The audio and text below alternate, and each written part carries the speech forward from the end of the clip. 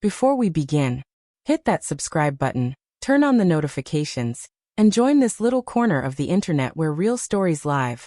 Stories that bruise, stories that heal, stories that make you feel something long after the screen goes dark. Every week, I share emotional true stories about love, betrayal, truth, and the unpredictable things that happen inside the human heart.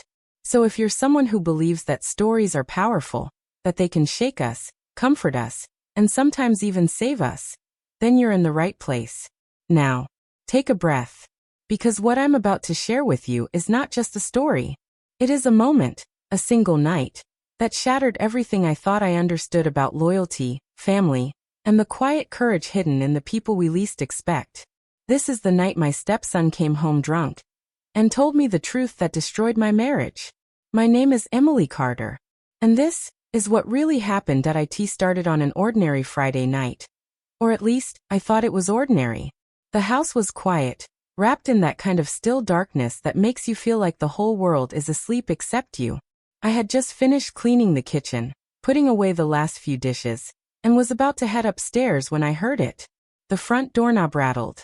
Then the door creaked open. A second later, Jake, my stepson, stumbled inside. Even before he fully stepped into the light, the smell hit me. Not just alcohol. Not just the sharp sting of vodka mixed with the stale sweetness of beer. There was something heavier in the air. Something that didn't belong to a night of partying. Regret. Anger. Pain. Jake wasn't the type to drink like this. Sure, he was a college kid, but he was usually calm, composed, even a little quiet at times. But tonight, something was different. His eyes were bloodshot. His shirt wrinkled, partly untucked. His hair messy like he'd run his hands through it too many times. He swayed slightly as he walked in, lifting his gaze to me. And in that moment I felt it.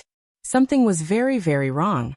Before I tell you what Jake said, before I tell you how my whole life split open in a matter of minutes, you need to understand how we all got here. Because stories don't start with the moment everything breaks. They start long before that, in the quiet places where we think we're safe. I met Tom when I was 38.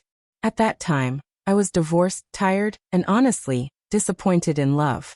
I had spent years giving my heart to people who didn't know what to do with it. People who mistook softness for weakness, who took without giving, who loved only in the shallow, convenient sense of the word. And then there was Tom. I met him at a small community fundraiser. He wasn't loud. He wasn't trying to impress anyone. He just existed in this steady, grounded way that made everyone around him feel calmer. At one point, I was struggling to carry several heavy boxes to my car, and he offered to help. That tiny moment became a conversation. That conversation became a connection. And that connection, well, it changed everything. He listened when I spoke. He asked thoughtful questions. He seemed gentle in a way I didn't know grown men could be. By the end of that night, I wasn't just hopeful. I was convinced that maybe, just maybe, life was giving me a second chance. A year later, Tom and I were married. And for a while life felt peaceful, steady, warm, like curling up under a blanket after years of standing in the rain. Tom worked as a financial consultant. He was punctual, neatly dressed, careful with his words. He liked routines, morning coffee at 7:15, gym on Tuesdays and Thursdays, a short walk after dinner. I owned a small floral shop downtown. It wasn't a huge business, but it was mine, and it filled my days with color and fragrance and a kind of simple joy I'd always wanted. On weekends, Tom and I would cook together. Pasta one day, stir-fry the next, laughing about silly things like who burnt the garlic or who forgot to buy onions again. During those early months, life felt normal in the best possible way. Tom's son, Jake, was away at college at the time. I had only met him briefly before the wedding. Quiet kid, polite but distant. He didn't call me mom, and I didn't expect him to. All I wanted was to be a safe place in his life, not a replacement, not an intruder. When he visited that first Christmas after the wedding, I noticed how careful he was, how he kept his feelings tucked inside, how he stayed respectful but far away. And I understood. Kids of divorce learn to build walls early. I didn't push him. I didn't force myself into his world. But I hoped secretly, quietly, that one day he'd trust me enough to step into mine. They say peace doesn't always vanish in a storm. Sometimes it fades like a whisper, slowly, quietly, until one day you realize it's gone. For me, it started with Tom coming home late. At first he texted. Meeting ran long. Client emergency. Be home soon. I didn't question it.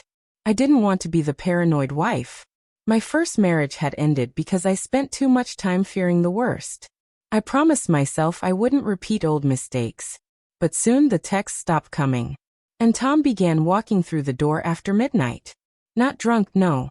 Just slightly buzzed, smelling faintly of whiskey. And perfume. Not mine. A sweet, floral scent I didn't recognize. I tried to ignore it. Tried to tell myself I was overthinking. Tried to keep believing in the man who once felt like my second chance. But the ache started growing. Quiet at first. Then sharp. Then impossible to ignore. Love can blind you. But the truth has its own way of finding cracks. A few weeks later, Jake returned home for the summer. He was older now, taller, leaner, more mature. But something else had changed. His eyes. They looked heavier. Sadder. Filled with something unspoken. He barely spoke to Tom.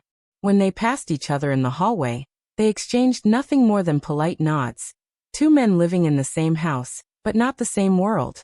Jake would linger around the house, fixing things that didn't need fixing. The squeaky door hinge, the loose cabinet handle, the faucet that dripped one drop too many. I'd catch him watching me sometimes. Not in a strange way, but with the kind of look people carry when they're holding a secret they don't know how to release. One evening, I found him sitting alone in the living room, staring at the blank television screen like it was showing him something only he could see. Rough day? I asked gently. He shrugged. Then he laughed, not a happy laugh but a tired, bitter one. You could say that, he murmured. College? No. Just life. It was the first time I truly saw it. The pain he'd been carrying. And the wedge between him and his father. It wasn't new. It was old. Deep. And rooted in something I didn't yet understand.